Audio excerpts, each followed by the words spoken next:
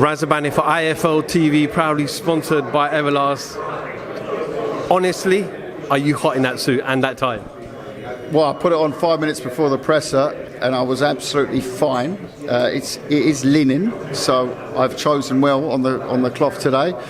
But I will admit, halfway through that presser, when it started getting a bit tasty, the temperature did rise in the room by about 6 or 7 degrees. Then I started to feel it. Yeah. £5,000? I think it was 6. Oh, sorry, my bad. I do apologise, Kalle. Wind up. I'll edit that out for you. My mum chooses my suits. I don't know. Ask my mum.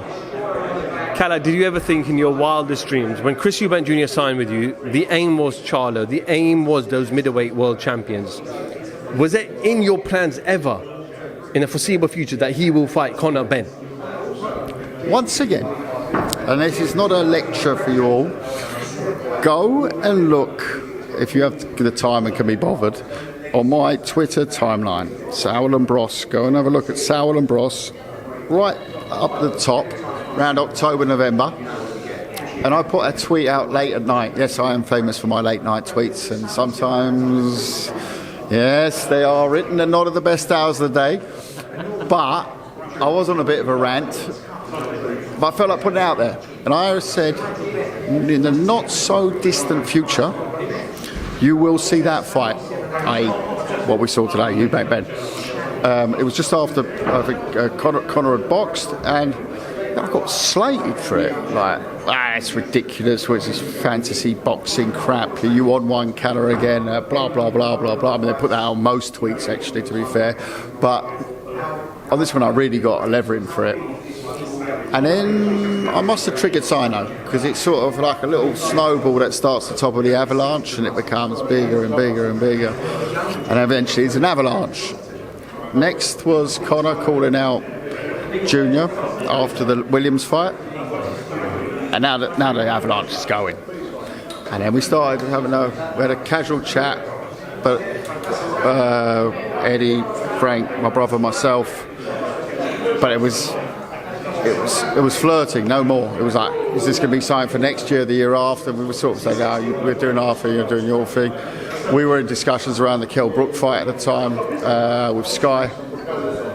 That didn't lead to anything. Brook ended up retiring in the middle of the negotiations. And yeah, it just started to build. And then there was this leak story that the fight's been done, sources, and I'm like we talked, don't get me wrong, but we had 3 options on the table. One of them I don't want to talk about because it can still happen. One was Liam Smith, and one was Ben. And sat down and then started to look at the different options, negotiate the different options. They called Junior. Junior said, I love the Ben fight, but if it's Smith, would be a second choice or whatever. Anyway, Smith then vanished because he took a fight on September the 3rd. So obviously we couldn't wait around for that to happen and see if he wins, loses, gets injured, whatever. So I'm not going to hang around for that. They made that move, and then it was home run. It was always going to be the big one, wasn't it? A lot of talk up there. Everyone thought it was going to be nice and peaceful until it erupted. But Chris spoke a lot about the weight and how he's not going to be 100% because the weight's going to be difficult for him to go to a weight he's never fought at before, and then is only able to rehydrate to a certain weight on fight night as well. Conor said, you're just giving excuses. What did you make of that interaction? I think it's a bit of mind games. I think I think Chris said similar in some of the other interviews, but there's also a flip side to it, and the flip side is that Conor also has to give up things, and that's what Junior was trying to explain by that, I think, was that Conor's got to give up stuff to make him not 100%. If you level it out like that, it's very difficult. It's not a computer game, but Junior likes to go into that sort of analytical thinking, and good on him. That's the way he does things. At the end of the day, he's very confident. No one asked for a rematch clause on this fight. No one. They're both confident. That says something. I've rarely been in a fight this size and Nobody has asked for a rematch clause. Have I fought it? I always do think about it, because you can slip, you can, a bad decision, you can have this, you can have that. On this one, no one's asked for it. I'll be totally fair, they didn't ask for it either. Thought Eddie might come cheekily in the last second with it, but no, nothing. Niente. No rematch clause. That says a lot about the psyche of both boxers. Think about it. Fight this magnitude, no rematch clauses? I remember being at... Let you ponder on that. I remember being at one of your shows at the World Boxing Super Series, George Groves versus Chris Eubank Jr., and it was quite evident how big George Groves was in that fight. Yeah. Yet he landed clean shots on Jr., and Jr. didn't go down. Conor's very confident that he stops him. A fighter, and we know Conor can punch at 147 pounds. Yeah. Where do you think he gets that from? Where does that confidence come from that he can stop Jr., considering Jr. is known as someone who's got a very, very good chin? Very simple. It comes from his stoppages. It comes from his belief and what he's been doing in the ring, and he's looked fantastic against 147 guys. Now's the step up. He's not going to stay at 147 anyways. I mean, look at him; he will 100% be up to 154. But I do think that it's a big step up in terms not only the size, but in terms of the guys fighting. Junior's assets. If you asked any expert, what are they? Engine, big engine. Speed, okay, he can negate that speed. He's a smaller weight, faster man, maybe. Could negate that. Power, definitely go with Junior on the power side of the bigger man, but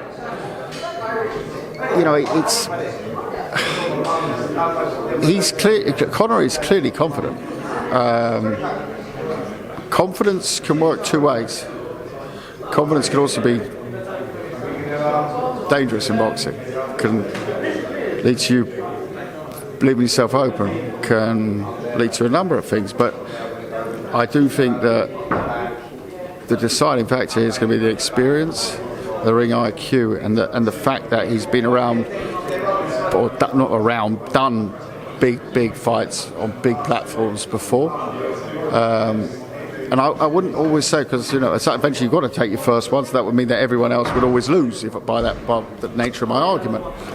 This fight, and that's why I was so keen to get that question into Conor at the end, is like the pressures of how because it's really almost for self-interest. I'm fascinated on the dynamics of both of them, how they grew up with these names circulating the house. I mean, there must have been going around the house, like, you live in with a family and they're involved in this huge household feud between the Benns and the Eubanks, and the Eubanks and the Benns, and so it must be such a factor. And that's why a lot of the questions I asked today, there weren't questions I could ask at any other press conference. They were so unique to today. It's going to be so interesting. Junior, when I interviewed him just now, said, if he beats me, I'm done, I'm retiring. Is that more pressure he's putting on himself and psyching himself up for this fight? I think he's not psyching himself up. I think it's the way he feels. He feels that he is doing this for a reason. That reason is his legacy, and he will put himself under that pressure. Yeah, he'll put himself under that pressure. With the world we live in, with social media and how big, this press conference is probably seen by hundreds of thousands of people already, could this fight potentially be bigger than their father's fights? Well, yes and no. We are on DAZN pay-per-view, so we're on a pay-per-view platform. At the time it was free to air. That's the basis of the business, and just DAZN have done amazing things in boxing, and it's those sort of entities that make boxing continue, and the efforts that they put into boxing, the money they put into boxing, and the events they put on, are just fantastic. In the 90s, there wasn't DAZNs or Skies, you know, it was ITV. So you had that reach of 18 million for the fight. The difference now, though, is that, you know, with the the emergence of social media, but also the way that DAZN operates, they're fantastic at getting out via the social media world into numbers you can't really even measure. So it's very difficult to say. I mean, you know, I get pulled up in the weirdest of locations and say, Kalle, can I have a selfie? Oh, amazing what you do in boxing. In like places, I'm like, what the fucking hell? Like, weird, yeah? Whereas in other places, it's like, oh, it's him. You know, boxing gets to places that some things don't get to these days, and that's fact, and that's fair enough. Well, we look forward to a great night on October the 8th. Kalle, before I let you go, you getting rowdy in Saudi next week? I'm not. My brother will be getting rowdy in Saudi. I have to prepare our big, massive, huge launch of Misfits. KSI is coming to town October. I'm going crazy here. August 27th in the O2. Going to be a sellout, and also live on DAZN pay-per-view. So that's we've got a big few weeks and few months for us coming up. So yeah, that kicks off our Misfits venture together with KSI, and yeah, really excited about that one. I saw him put a tweet out saying something along the lines of, a paraphrase, that he's going to make some sort of big announcement, and then you put a tweet out to say, like, well, something's coming. What is coming? Well, if I told you that, I'd ruin the surprise, would I now? You know, I've given IFL the biggest exclusive of the week. You know? We might have to... the news of this fight on IFL. No, but... You were the first one as well. Yeah, exactly. And... yeah, it was slight pre-record, hedging my bets, but you know, it's all good. I like doing that. Now, watch this space. KSI, we're going to do some great stuff there. He really is. He's an amazing guy to work with, such a character, and loves his boxing. Absolutely loves it. For a guy who's number one in the charts, doing this, that, and the other, selling out tours, launching soft drink companies, he spends more time in the gym than a pro boxer. It's incredible. Really, really impressive. Can Joshua do it next week? He can. Will he? I'm not sure. I keep on swinging. I agree with that. I don't mean swinging people at home. Don't start writing stupid comments down. Swinging, ha ha ha, Kalle swinging. No.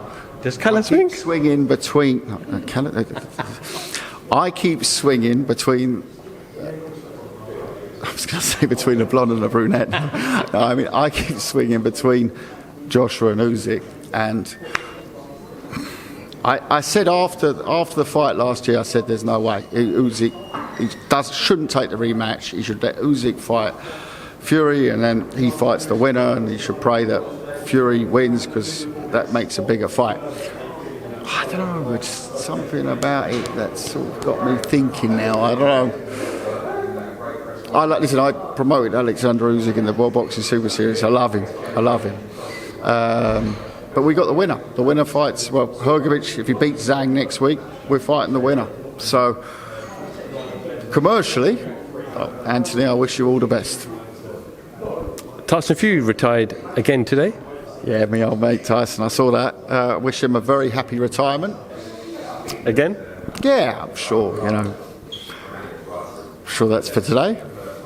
He didn't say for how long. He never says for how long. No, that's true. That's Tyson. He's the special one.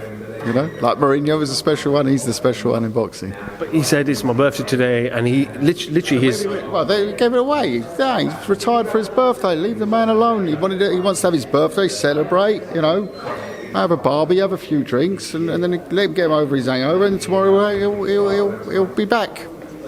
I saw Derek Chisora walking around here earlier. I saw him, heard him, and yeah, no, he seems up for that fight. He said to me, Derek, that Tyson Fury has bipolar. Did he say that? He said that. Yeah, I heard it. I actually heard him say it to someone else as well. I love them both. No comment. I'll stay out of this one. Kalle, thank you for your time. It's Friday, the sun's out in London. Can't ask for a better atmosphere. Much plans this weekend? Yeah, finishing up here, then getting straight back on the plane to where I came from this morning at 4 a.m. Where you came from. We'll leave it like that. Kalle Sauerland, IFL TV, thank you very much. Thank you. Yeah, I put my dad in the street against a heavyweight. I've gone back to the dad, I've punched him a few more There's times. 5 blokes outside my front door, can you come and help One me? hell of a fucking story, so stay tuned.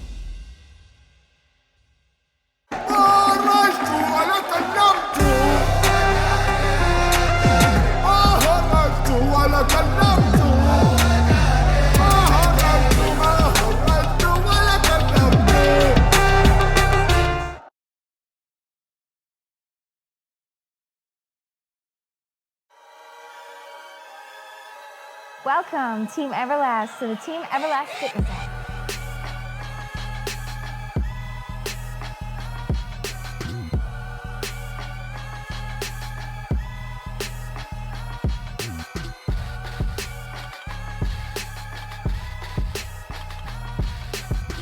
Download the Everlast Fitness app and find your greatness within.